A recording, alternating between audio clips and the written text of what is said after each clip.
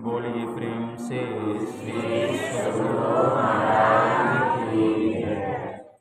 श्री सद्गुरु महाराज की जय। श्री सद्गुरु महाराज की जय। एक बार हम लोग आस्था और विश्वास के साथ बुलंद स्वर में गुरु महाराज का श्री जय घोष करें। श्री सद्गुरु महाराज की जय। नमामि अमित ज्ञान रूपं कृपालम् अगम बोधदाता सुबुद्धि विशालम् क्षमाशील यति धीर गंभीर ज्ञानम् धर्म की गृहधीर समधीर ध्यान जगत त्राणकारी अघारी उदारम भगत प्राण रूपं दयावन् अपारम् नमो सतगुरु ज्ञानदाता सुस्वामी नमामि नमामि नमामि नमामि नमामि नमामि नमामि नमामि। महाराज सद्गुरु है राजन को राजा है जिनकी कृपा से सरसवर काजा भने में सोई परम गुरु नमामि नमामि नमामि नमामि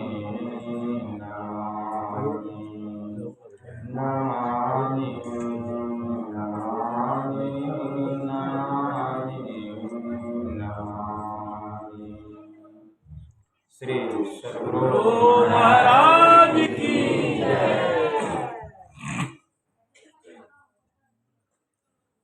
अव्यक्त रूप में परमाराध्य संत सद्गुरु महाराज के पावन कमल चरणों में बारंबार नमन।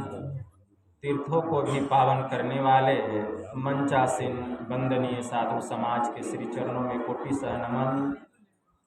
आदरणीय सत्संग प्रेमी गुरुजनों, भक्तिमती माताओं एवं धर्मशिला बहनों, आप लोगों को सर्वविदित हो चुका है कि विगत 25 दिसंबर से ही यह सप्ताह ध्यान यज्ञ और सत्संग का आयोजन चल रहा है और आज यह अंतिम दिन का अंतिम पाली का ध्यान सत्संग है, जिसमें कि हम लोग अपनी अपनी उपस्थिति दर्ज कर रहे हैं।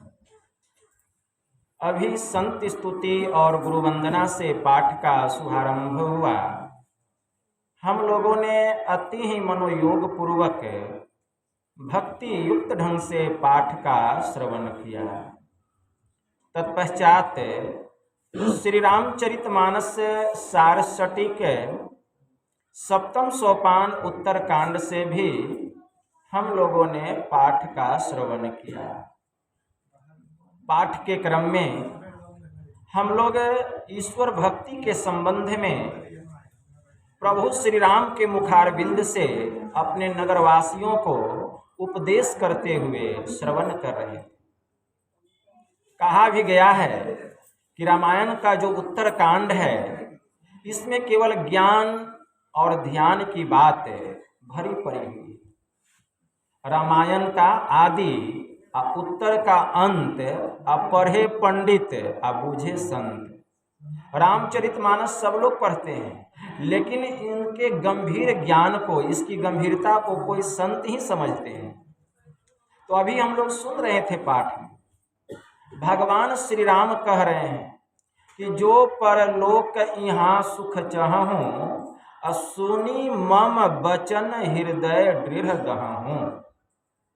भगवान ने कहा कि हे मेरे नगरवासियों, अगर तुम इस लोक में और परलोक में, मतलब इस शरीर और संसार को छोड़कर हम जहाँ जाएंगे वहाँ भी सुख चाहते हो, और इस शरीर और संसार में जहाँ अभी हो यहाँ भी सुख चाहते हो, तो मैं जो कहता हूँ उसे ध्यान से सुनो और सुन करके उसको अपने हृदय में धारण करो। भगवान ने कहा। भगवान क्या कह रहे हैं? सुलभ सुखद मार्ग यह भाई, अब भगति मोरी पुराण श्रुति गाई। मैं जो तुम लोगों को मार्ग बतला रहा हूँ, मैं जो तुम लोगों को रास्ता बता रहा हूँ, यह भक्ति का मार्ग है, यह भक्ति का मार्ग है और बड़ा ही सुखद मार्ग है। और यह मार्ग, यह रास्ता सबके लिए सुलभ है। क्या अमीर, क्या गरीब, चाहे किसी भी जाति का हो, किसी भी परिवेश का हो, किसी भी वेशभूषा का हो, किसी भी देश का हो, सबके लिए यह रास्ता सुलभ है, सुगम है। मैं वह रास्ता तुम लोगों को बता रहा हूं, वही भक्ति का मार्ग है। भगवान ने कहा वह भक्ति का मार्ग है, वह भक्ति का रास्ता है। अगर तुम इस रास्ते पर चलोगे, जो मैं रास्ता बता रहा हूं, कौन कह रहे हैं? प्रभु श्री राम कह रहे हैं कि जो मैं रास्ता बता रहा हूं, अगर तुम लोग इस रास्ते पर चलोगे तो क्या मिलेगा? सुख मिलेगा, संतोष मिलेगा। सुलभ सुखद मार्ग यह भाई, अब भगति मोरी पुराण श्रुति गाई। जो इस रास्ते पर चल करके अपना ज्ञान प्राप्त करेगा, मेरा पहचान करेगा, वास्तव में यही मेरी वास्तविक भक्ति हो। और इस भक्ति को वेदों और पुराणों ने गाया है। वेद में भी इसका वर्णन है, पुराण में भी इसका वर्णन है, और यहाँ तक कि कुरान में भी इसका वर्णन है। यही मेरी भक्ति। तो भगवान ने कहा भगति मोरी पुराण श्रुति गाई। भक्ति मोरी कहने से तात्पर्य क्या? मैं कौन हूं? मैं शरीर नहीं हूं, इस शरीर में रहने वाला आत्मा हूं। और मैत्रियोपनिषद में मंत्र आया, उत्तमा तत्व चिंतेव मध्यमम शास्त्र चिंतनम अधम मंत्र चिंता च तीर्थ भ्रांति धमाधम। तत्व का चिंतन करना, अपनी आत्मा को जानने के लिए ध्यान करना, यही सबसे उत्तम ध्यान है। क्योंकि आत्मा से बड़ा कोई देवता नहीं और ईश्वर से बड़ा कोई परमात्मा नहीं। इसलिए तत्व को जानने के लिए जो ध्यान करना है, यही उत्तम ध्यान है। लेकिन हम लोग तत्व को भूल गए हैं। पाषाण लोह मणि मृन्मय विघ्रेशु पूजा पुनर्जनन भोग करे मुमुक्षुः तस्माद्यति स्वहृदयार्चारण में कुर्याद बाह्याचरणम परिहरेद पुनर्भवाय। पाषाण मतलब पत्थर, लोहा, मणि, मिट्टी की मूर्ति इत्यादि की पूजा करने से मनुष्य को बार बार भोग जन्म की प्राप्ति होती है। इसलिए यति को चाहिए कि वह अपने हृदय का पूजन करे, मतलब अपनी आत्मा का पूजन करे, मतलब ब्राह्य पूजन से अपने को खूब बचा करके रखे। मैत्रेय ऋषि ने कहा, यही बात तो भगवान कह रहे हैं कि भगति मोरी, मतलब मोरी का मतलब यह शरीर नहीं, मैं शरीर नहीं हूं, मैं शरीर में रहने वाला आत्मा हूं। भगवान श्री राम जो बात कह रहे हैं रामचरितमानस में, यही बात भगवान महायोगेश्वर श्री कृष्ण श्रीमद् भगवत गीता में कहते हैं। अव्यक्तम व्यक्ति मापनम मन्यते माम बुद्धयः परम भावम जनान्तो ममाभयम नूतमम। कि हे अर्जुन, यद्यपि मैं अव्यक्त हूँ, लेकिन मूर्ख लोग, अज्ञानी लोग मुझे शरीरधारी समझते हैं, लेकिन यह बात सत्य नहीं है। जो मेरा अव्यक्त स्वरूप है, मतलब आत्म स्वरूप है, वही सत्य है, और उसको जो जानता है वही तो मुझको पहचानता है। यही बात भगवान महायोगेश्वर श्री कृष्ण भी कह रहे हैं कि अपनी आत्मा को जानो। आत्मा का ज्ञान कैसे होगा? भगवान श्री राम कह रहे हैं, ज्ञान अगम्य प्रत्यूह अनेका, असाधन कठिन न मन कह टेका। ज्ञान तो दुर्बोध है, इसके साधन में नाना प्रकार के विघ्न हैं, बाधाएं हैं, इसमें मन को ठीक ठीक अवलंब भी नहीं मिलता है। करत कष्ट बहु पावे कोई, अभगति हीन मोहि प्रिय नहीं सोई। हे मेरे नगरवासियों, प्रभु श्री राम कह रहे हैं, अगर बहुत कष्ट करते करते अगर इस ज्ञान को कोई पा भी लेता है तो वह पाने वाला ज्ञानी भक्ति के बिना मुझे सुहाता नहीं है। भगवान ने कहा, तब भगवान ने कहा, भगति सुतंत्र असकल सुख खानी, बिनु सत्संग न पावही प्राणी। हमारी जो भक्ति है वह स्वतंत्र भक्ति है, वह स्वतंत्र भक्ति है। भगति सुतंत्र सकल सुख खानी, और जो स्वतंत्र भक्ति है वही सभी सुखों को प्रदान करने वाली है। लेकिन यह जो स्वतंत्र भक्ति है, बिनु सत्संग न पावही प्राणी, बिना सत्संग के कोई भी प्राणी मेरी स्वतंत्र भक्ति को प्राप्त नहीं कर सकता है। इसीलिए भगति सुतंत्र सकल सुख खानी, बिनु सत्संग न पावही प्राणी। अगर स्वतंत्र भक्ति को प्राप्त करना है तो पहले सत्संग करना पड़ेगा। सत्संग में आप सीखेंगे, ज्ञान होगा कि स्वतंत्र भक्ति क्या है, प्रतंत्र भक्ति क्या है। इतना ही नहीं, विरल भक्ति क्या है, अविरल भक्ति क्या है, इन सब की जानकारी, इन सब का ज्ञान कहाँ होगा? सत्संग में होगा।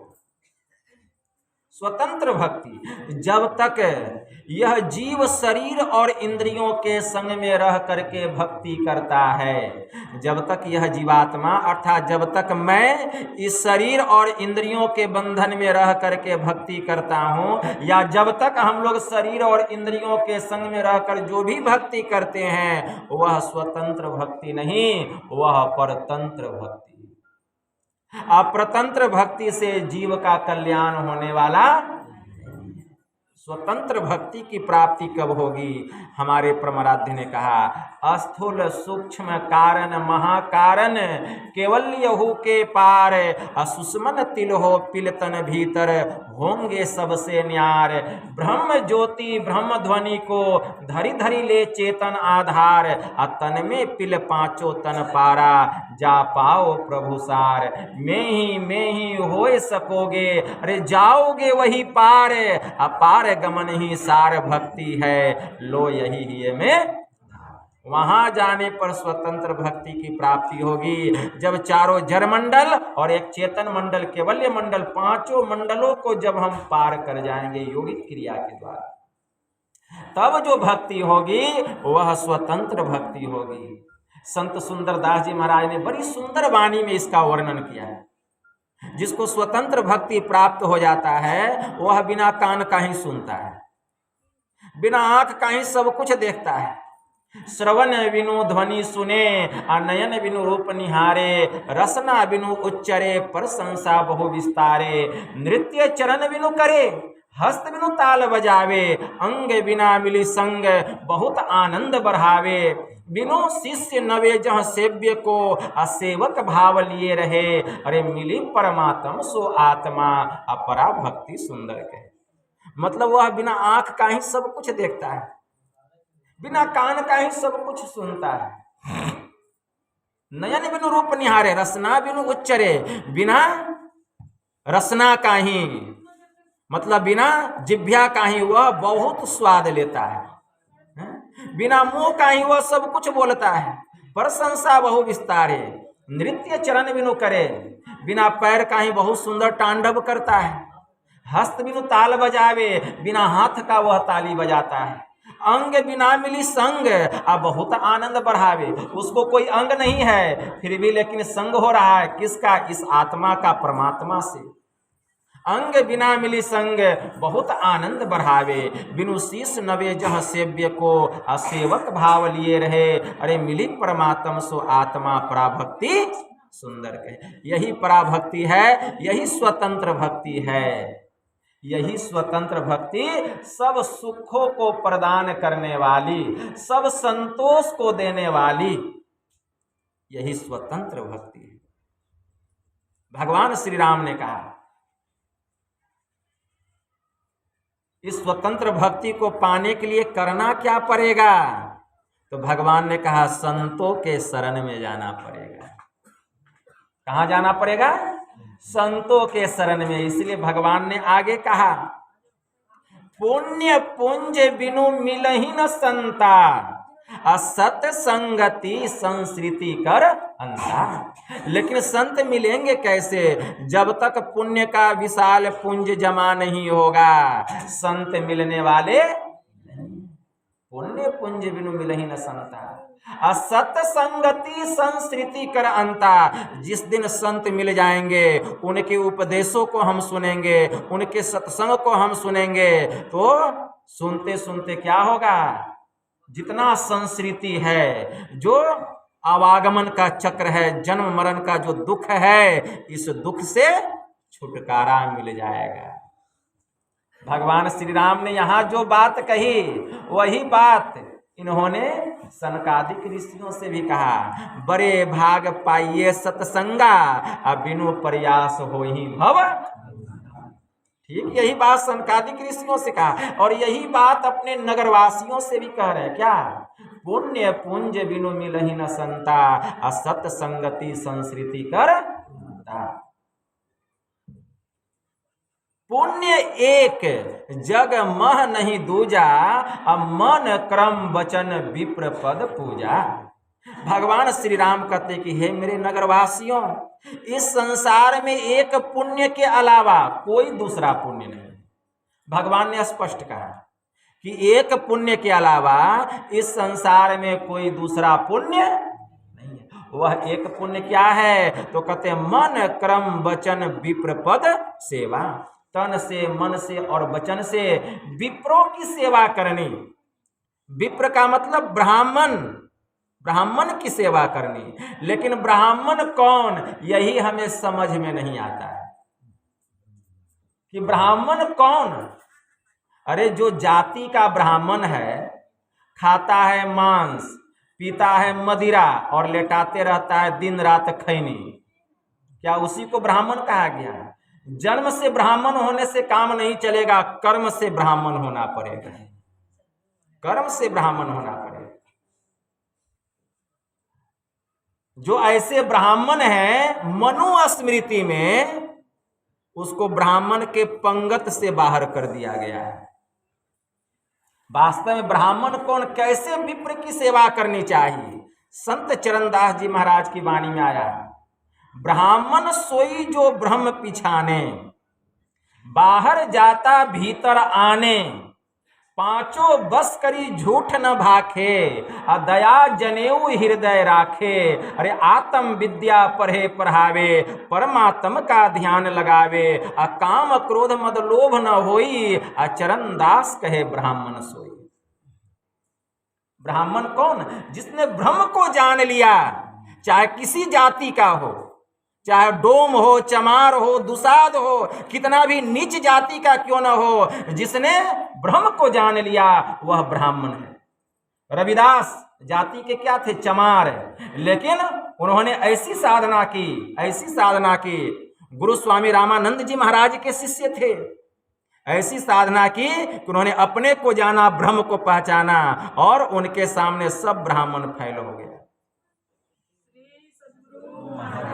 उनकी वाणी में आया, अरे जाति पाति पूछे नहीं कोई, हरि को भजे सो हरि को होई, जे पहुँचे ते कही गए, तिनकी एक ही बात, सब सयाने एक मत, तिनकी एक ही जात। हम एक ही जाति के हैं। जो जाति का परमात्मा है, कौन जाति का परमात्मा है? परमात्मा की कोई जात नहीं है।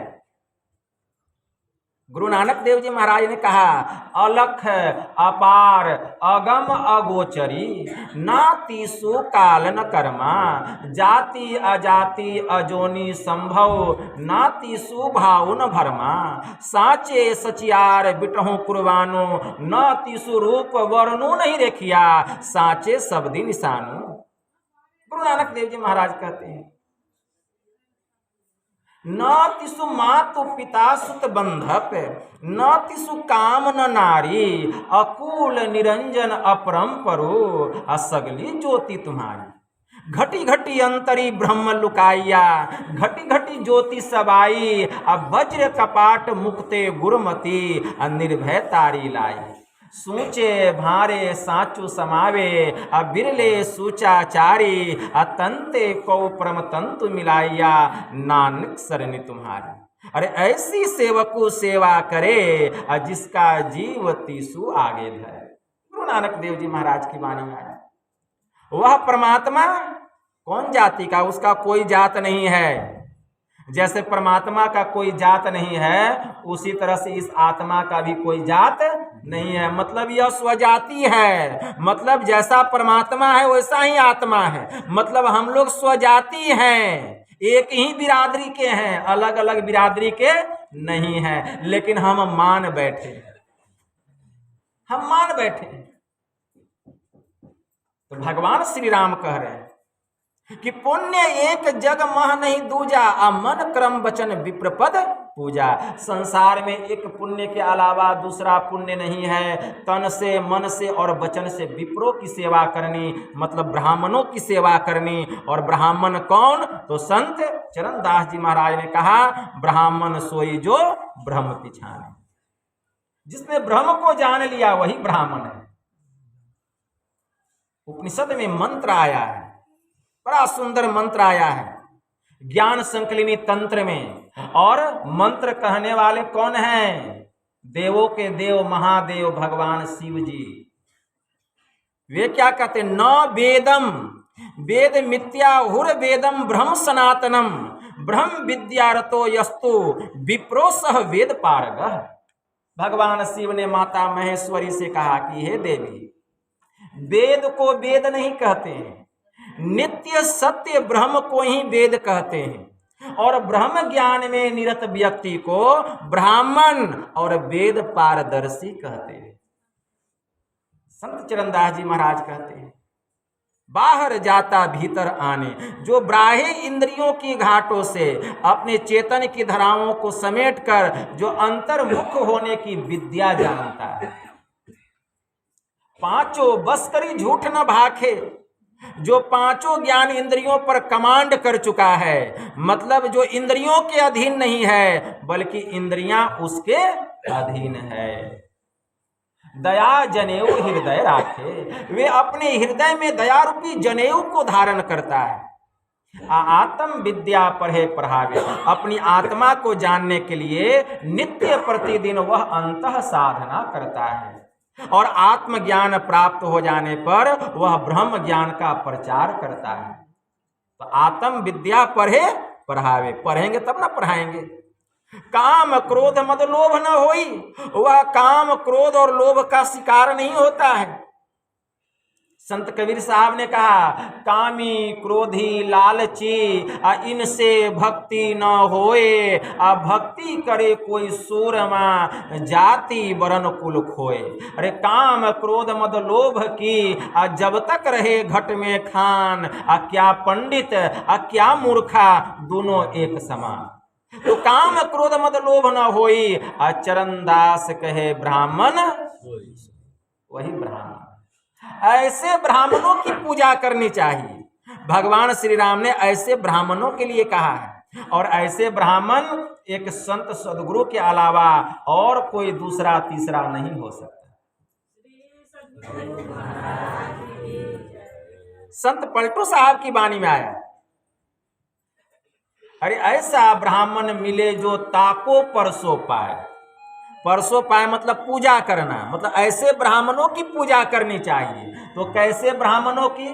तो संत पलटू साहब कहते हैं अरे ऐसा ब्राह्मण मिले जो ताको परसों पाए, ताको परसों पाए ब्रह्म अपने को पाए।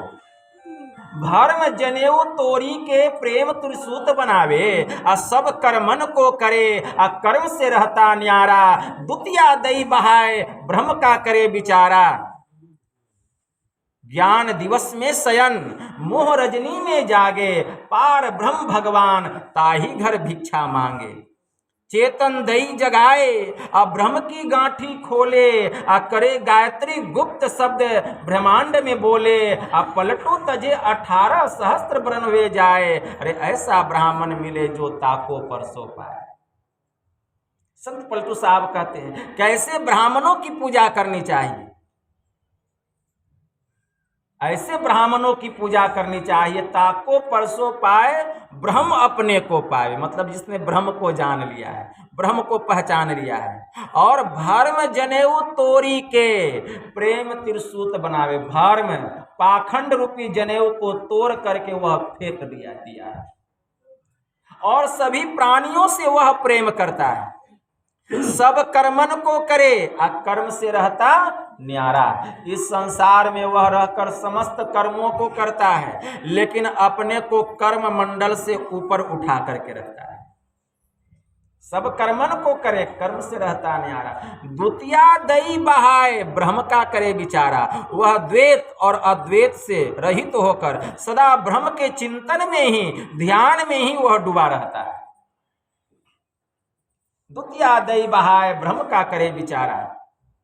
ज्ञान दिवस में शयन मोह रजनी में जागे, मतलब जब भोगी लोगों का ज्ञान दिवस होता है तो वह उस समय सोया रहता है, वह उस समय सोया रहता है। मतलब जब भोगी लोग रात में जग करके भोग करते हैं तो ऐसे जो ब्राह्मण होते हैं, ऐसे जो संत होते हैं, ऐसे जो जोगी होते हैं वे सोए रहते हैं।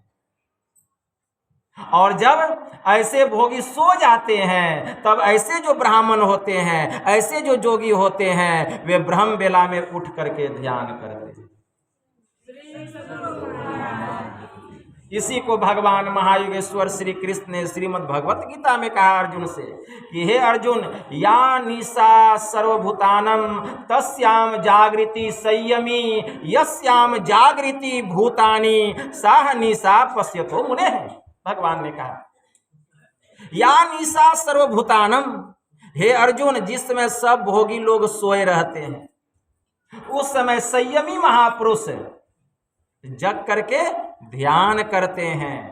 या निशा सर्वभूतानम तस्याम जागृति संयमी, यस्याम जागृति भूतानि सा निशा पश्यतो मुने। आज जिस समय सब भोगी लोग जग करके भोग करते हैं उस समय ऐसे संयमी, ऐसे ब्राह्मण, ऐसे जोगी महापुरुष सोए रहते हैं। तो ज्ञान दिवस में शयन मोह रजनी में जागे। और रजनी में जग के क्या करते हैं? ध्यान करते हैं। कैसा ध्यान? कैसा ध्यान करते हैं? व्याख्या है इसमें, पार ब्रह्म भगवान ताही घर भिक्षा मांगे। ऐसा ध्यान करते हैं, ऐसा ध्यान करते हैं कि भगवान उनके घर भिक्षा मांगने आते हैं। आप लोग तो दूसरों के यहाँ जाते हैं भिक्षा मांगने, लेकिन वे संयमी महापुरुष जो होते हैं, जो जोगी महापुरुष होते हैं, वे ब्रह्म बेला में उठ करके, दिव्य बेला में उठ करके ऐसा ध्यान करते हैं, ऐसा ध्यान करते हैं कि भगवान उनके घर भिक्षा मांगने आते। ज्ञान दिवस में शयन मोह रजनी में जागे, अपार ब्रह्म भगवान ताही घर भिक्षा मांगे। मतलब क्या भिक्षा मांगते हैं? ऐसे जो जोगी होते हैं, ऐसे जो ध्यानी महापुरुष होते हैं, ऐसे जो ब्राह्मण होते हैं, ऐसे जो विप्र होते हैं, ऐसे जो संत होते हैं, जब ब्रह्म बेला में उठ करके ध्यान करते हैं तो इनकी दृष्टि की दोनों धार आज्ञा चक्र 10वें द्वार में जाकर के अस्थिर हो जाती है और परमात्मा उनके लिए बहिष्ठ का द्वार खोल देते हैं और कहते हैं कि अब तुम मेरे पास आ सकते हो। यही भिक्षा मांगते हैं। प्रभु को क्या चाहिए? प्रभु को क्या चाहिए भिक्षा में? परमात्मा को भिक्षा में क्या चाहिए? प्रभु को कुछ नहीं चाहिए। उसका जो अंश है, यह जीव, यह आत्मा, यही उसको चाहिए और कुछ नहीं चाहिए, क्योंकि उसका अंश है। परमात्मा द्वार खोल देते हैं ब्रह्म बेला में और कहते हैं बेटा अब तुम मेरे पास आ सकते हो। तो यह जो अंश है, उस अंशी में मिलने के लिए एकदम तीव्र गति से चलता है। एक संत हो गए स्वामी दयानंद सरस्वती, आर्य धर्म के प्रवर्तक।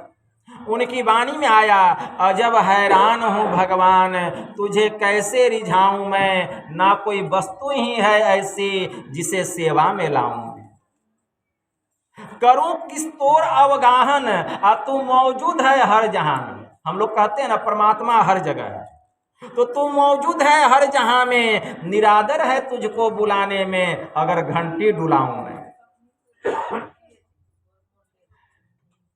तुम ही हो फूलों में और तुम ही व्यापक हो मूर्तियों में, भला भगवान पर भगवान को कैसे चढ़ाऊं मैं।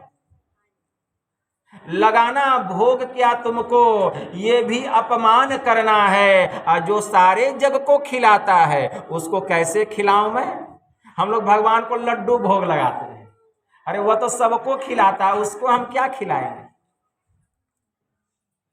तुम्हारी रोशनी से रोशन है सूरज चांद और सितारे, महा अंधेर है अगर तुमको दीपक दिखाऊं मैं। और उसी को हम दीपक दिखा रहे हैं, और उसी के रोशनी से सब रोशन हो रहा है। न बाहें है, न गर्दन है, न सीना है, न पेशानी, और तू है निर्लेप नारायण स्वामी, तुझे कहाँ चंदन लगाऊं मैं। उसको हम कहाँ चंदन लगाएंगे जिसका न कोई रंग है, न रूप है, न आकार है, न प्रकार है, उसको कहाँ तिलक लगाएंगे। तो ऐसे जो परमात्मा हैं वो भिक्षा मांगने आते हैं। क्या भिक्षा मांगते हैं?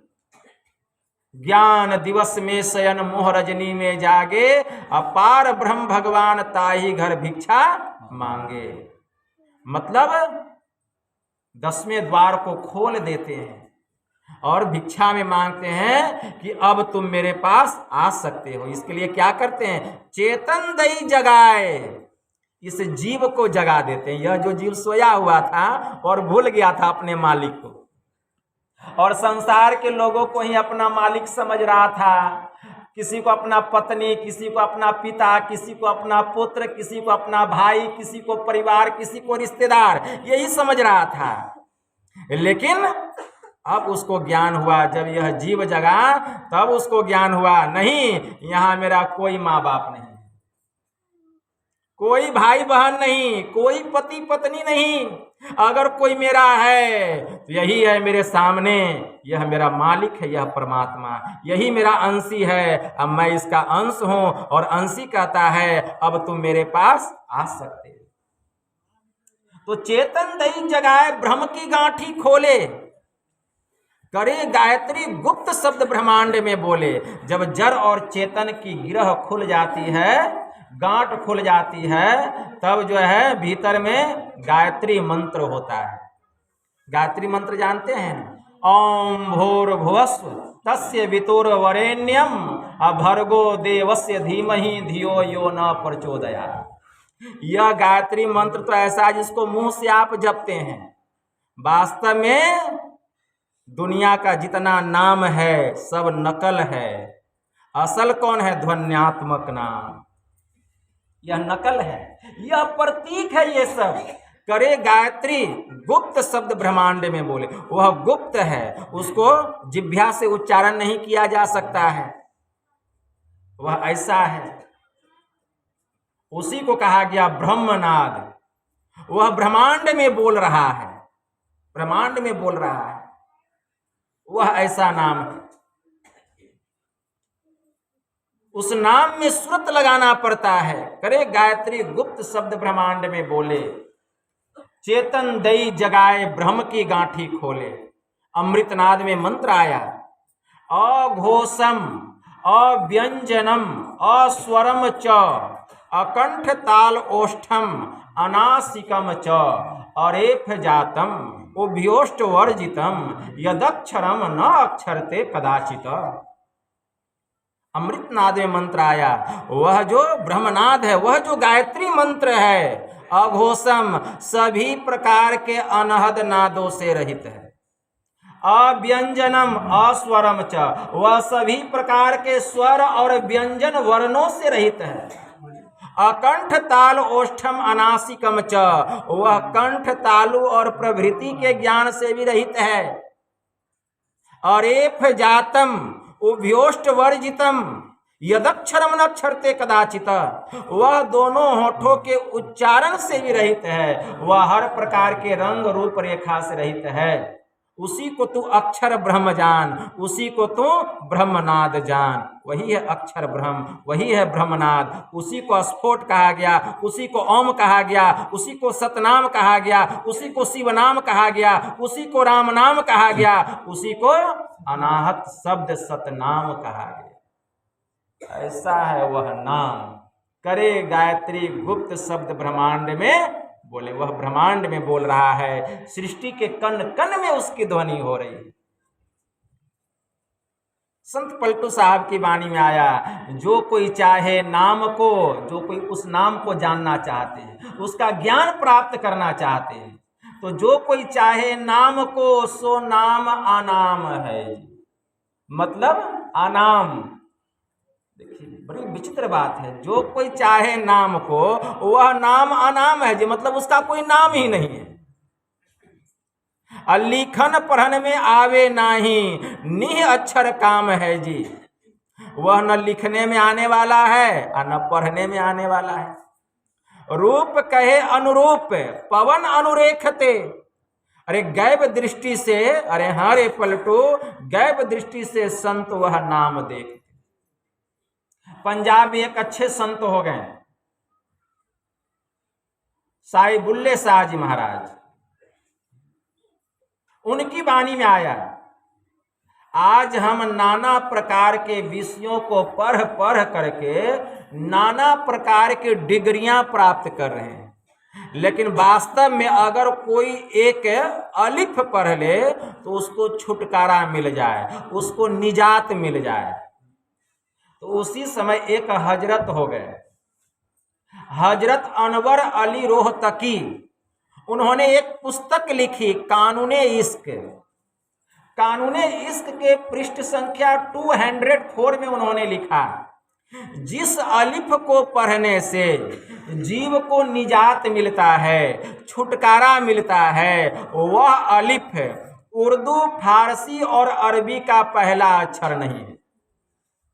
वह संतों के ज्ञान का सीना है, सफीना नहीं कि उसको तख्ती पर लिख दिया और लिख करके मिटा दिया। अरे वह लिखने में ही आने वाला नहीं है तो मिटाएगा तो कैसे?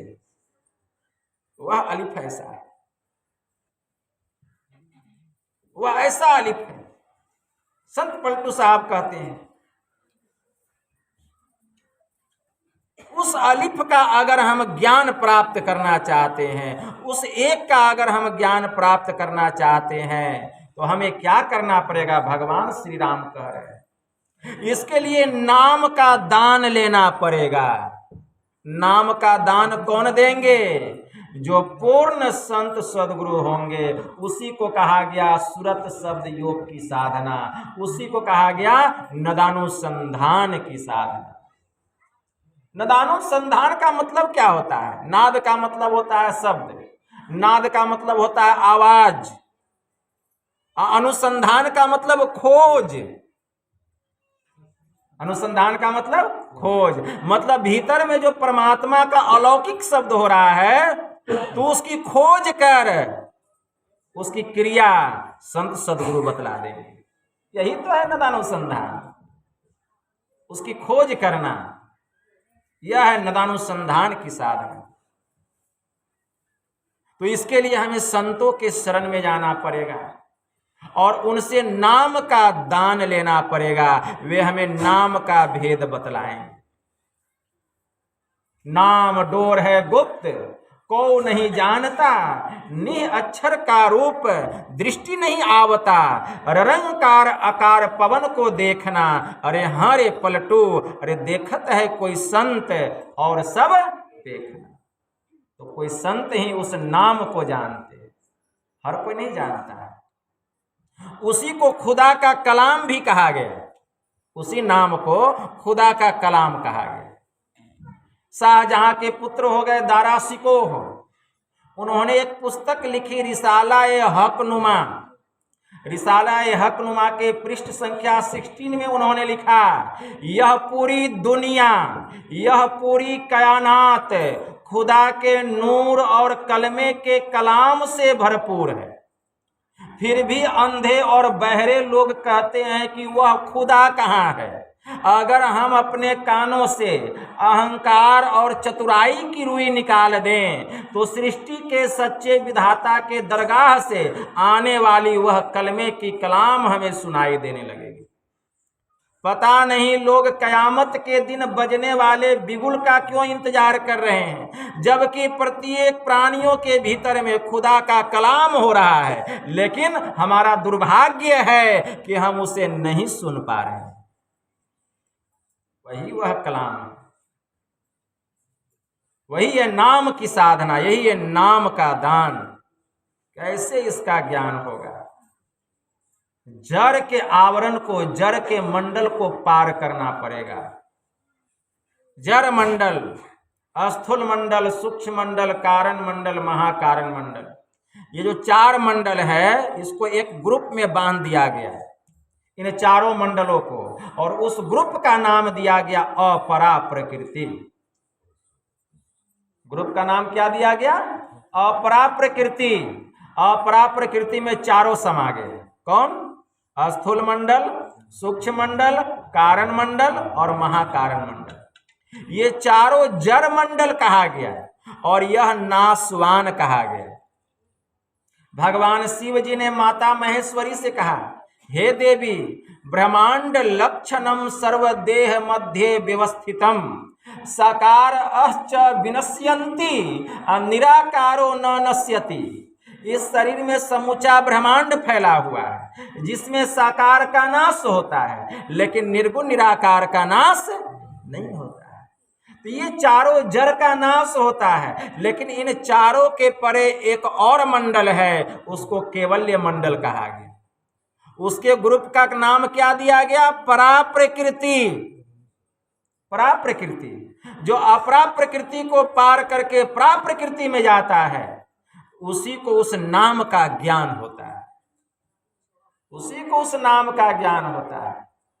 संत कबीर साहब ने कहा, घर में घर दिखलाई दे सतगुरु संत सुजान, पंच शब्द धुनकार धुन, अरे बाजत गगन निशान। 5वें मंडल पर वह ब्रह्मनाद हो रहा है, वहीं उसकी अनुभूति होगी।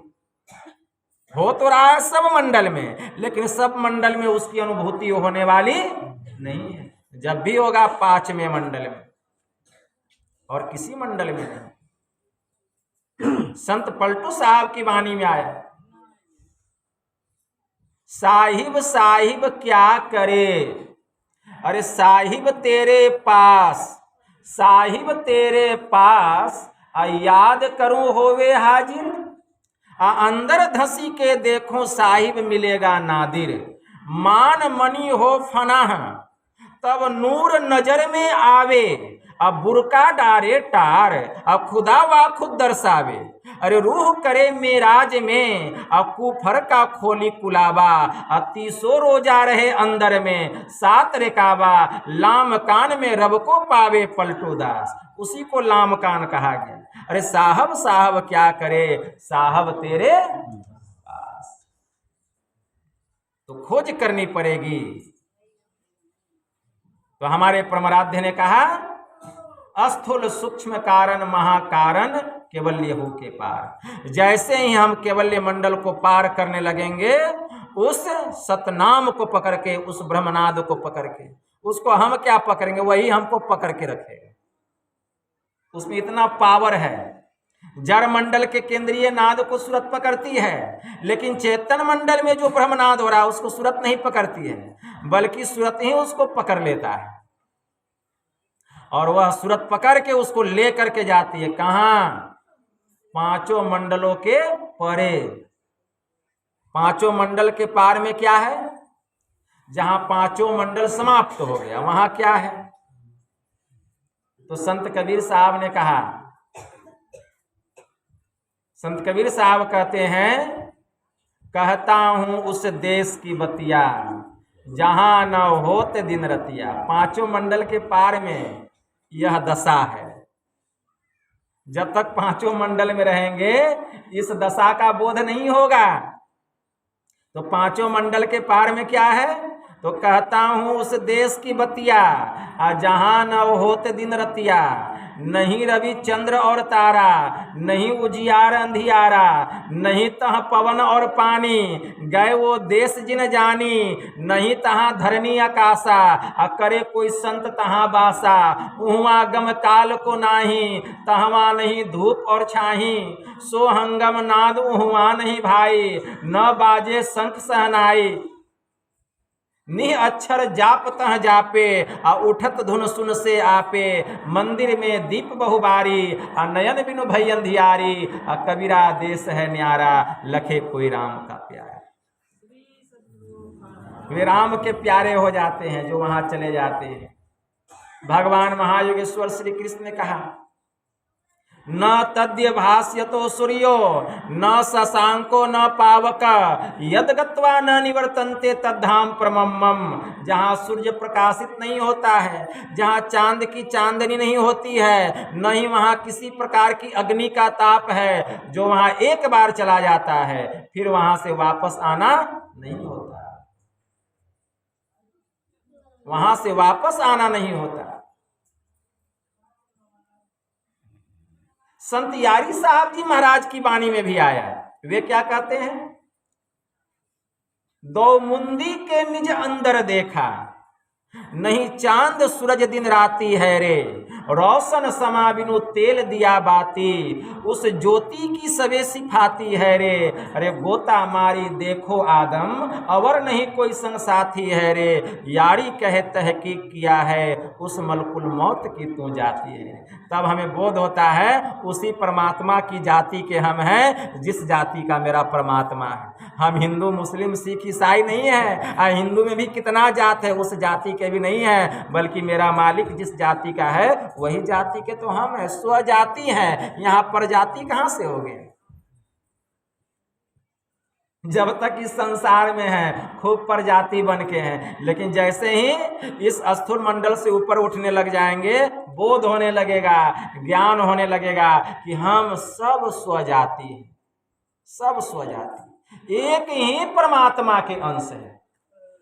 यम ने नचिकेता से कितना अच्छा कहा। यम ने नचिकेता से कहा कि हे नचिकेता, इस संसार में जितने भी प्राणी हैं सभी प्राणियों के भीतर में जो तत्व है वह एक है। वायुर्थे को भुवनम परविष्टम रूपम रूपम प्रतिरूपो बभुव, एक अस्तथा सर्वभूतांतरात्मा रूपम रूपम प्रतिरूपो वहिश्च। जैसे संपूर्ण लोकों में फैला हुआ हवा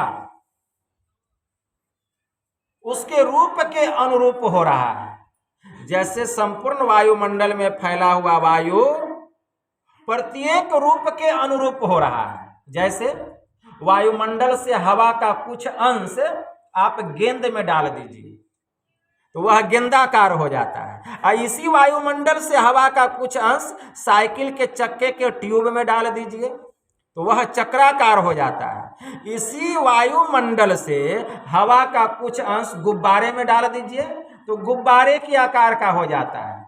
हम पूछेंगे महाशय बताइए हवा का स्वरूप क्या है? क्या गुब्बारे के आकार का है कि गेंद के आकार का है कि चक्के के आकार का चक्राकार है?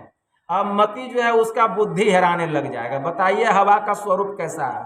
बड़े बड़े विद्वान नहीं बता पाएंगे। तब कहेंगे कि हवा जिस जिस रूप में जाकर के समा गया, जिस जिस वस्तु के रूप में जाके समा गया, उसी रूप के वह अनुरूप हो गया, लेकिन वही वह नहीं हुआ। उस रूप के अनुरूप हो गया जिस वस्तु में जाके घुसा हवा, लेकिन उसी रूप के वह अनुरूप नहीं हो गया। जैसे ही उससे हवा निकलेगा तो उसमें तो अंश न है, यह अंश अपने अंशी वायुमंडल में जाके मिल जाएगा। उसी तरह से एक ही अंतरात्मा प्रत्येक रूपों के अनुरूप हो रहा है। कैसे? मानव जाति को छोड़ दीजिए, संसार में जितने भी प्राणी है सब स्वजाति है।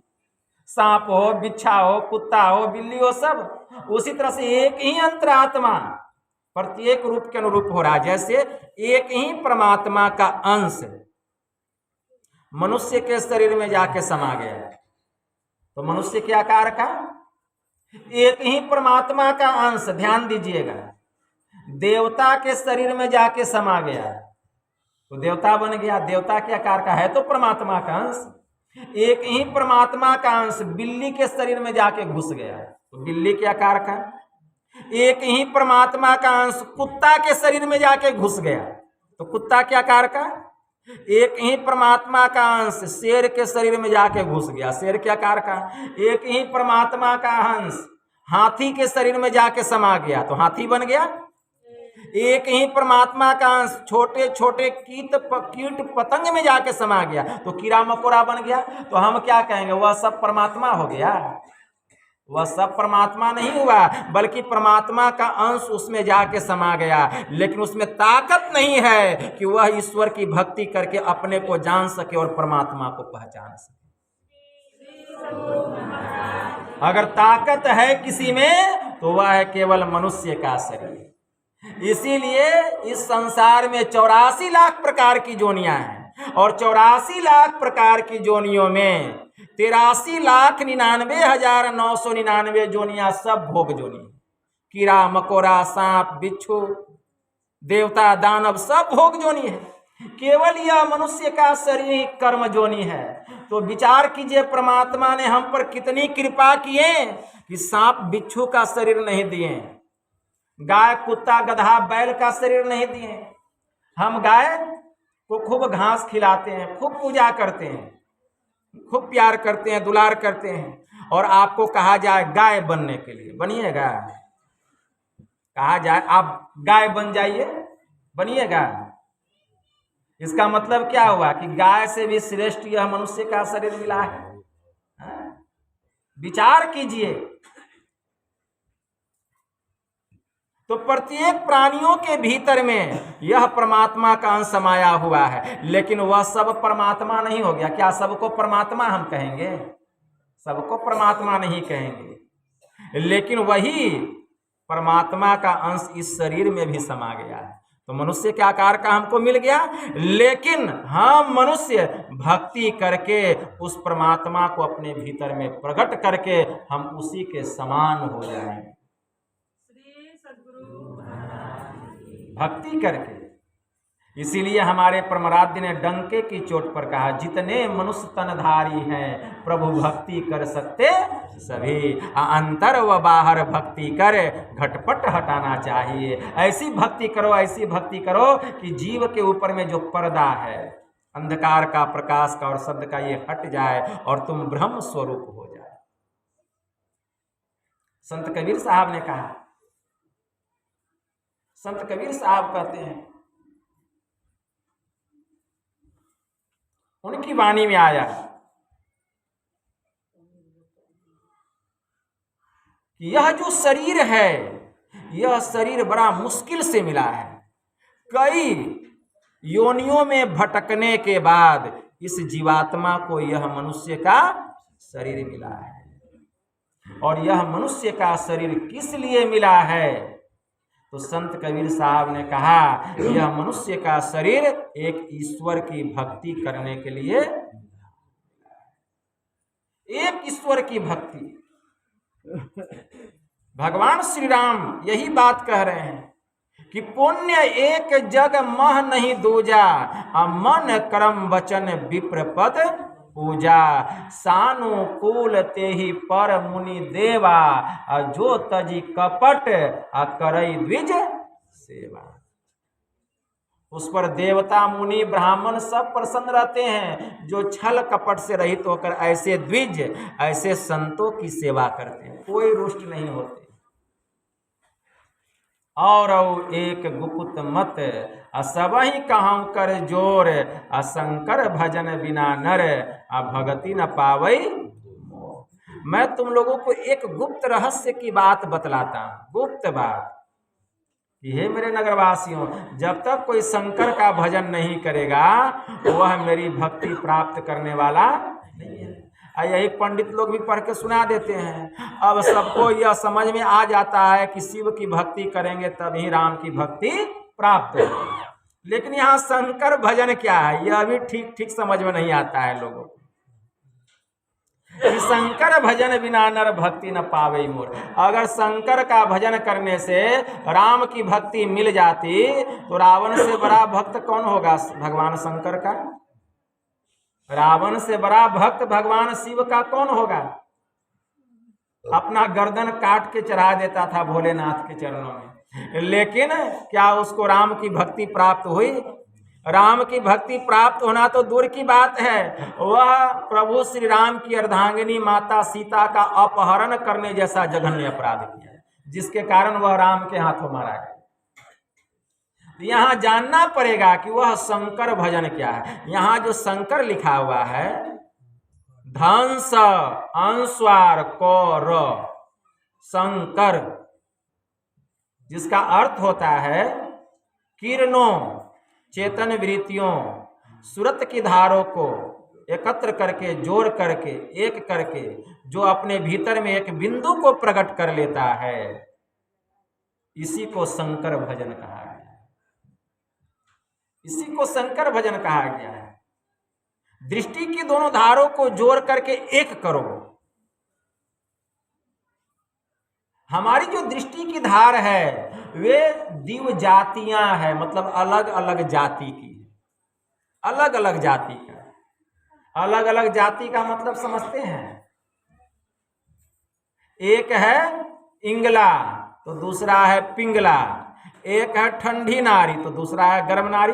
बाईं आंख से जो दृष्टि की धार निकल रही है ठंडी नारी है, और दाहिनी आंख से जो दृष्टि की धार निकल रही है ये गर्म नारी है, उष्ण नारी है। तो जब तक निगेटिव और पॉजिटिव सटेगा नहीं, बल्ब जलेगा नहीं जलेगा। तो गर्म तार और ठंडे तार दोनों को सटाना पड़ेगा, लेकिन ये सटे तो कैसे सटे? समांतर दिशा में चल रही है। आमने सामने की रेखा को समांतर रेखा कहते हैं। तो समांतर रेखाएं कभी आपस में मिलती नहीं है, तो इसके लिए क्या करना पड़ेगा? आंख को बंद करना पड़ेगा, यही एक क्रिया है। और आंख को बंद करके गुरु निर्दिष्ट स्थान पर, जहां गुरु बतलाए हैं देखने के लिए, वहां मन को लगाना पड़ेगा। कैसे लगाएंगे? सिमटी हुई निगाह से देखना पड़ेगा। कैसे? तन थीर, मन थीर, बचन थीर, सुरत निरत थिर होए, कहे कबीर उस पलक को कल्प न पावे कोई। इसके लिए क्या करना पड़ेगा? अत्यंत संलग्नता के साथ वहां देखना पड़ेगा, टकटकी लगा करके, अत्यंत सिमटाव के साथ। मन हटे नहीं, भागे नहीं, एकदम आंख बंद है और दृष्टियों की साधना में लगे, टकटकी लगा के देख रहे हैं। मन भाग रहा है, तुरंत मन को समेट के वहां देख रहे हैं। देखते देखते क्या होगा? गुरु की कृपा होगी। और जब गुरु की कृपा होगी तो दृष्टि की दोनों धार वहां जाकर के टकराएगी। और जब दृष्टि की दोनों धार वहां टकराएगी तो वहां क्या होगा? ब्रह्म ज्योति की चिंगारी देखने में आएगी। लेकिन दृष्टि वहां स्थिर नहीं रहेगी, फिर छिटक जाएगी। तो ऐसा लगेगा कि जैसे कोई आंख पर टॉर्च जलाया, ऐसा लगेगा कि यह प्रकाश कहाँ हुआ, आंख खोल देगा, कहीं नहीं, सब जगह अंधेरा है। वह प्रकाश तो उसके भीतर में हुआ जब दृष्टि टकराई, लेकिन विश्वास नहीं हो रहा है। उसके अंदर में पूर्ण वैराग्य आएगा, इतना वैराग्य आएगा कि फिर वह उस स्थान पे जाके बैठेगा, फिर वहां अपने मन को लगाएगा, फिर दृष्टि की दोनों धार वहां एक होगी गुरु की कृपा से। और जब एक होगी तब अंधकार का मंडल फटेगा और तब वहीं पर चमचमाता हुआ वह ज्योतिर्मय बिंदु प्रकट हो जाएगा, अंधकार में प्रकाश हो जाएगा, अंधकार में प्रकाश हो जाएगा। तो यही है शंकर भजन, इसी को शंकर भजन कहा गया।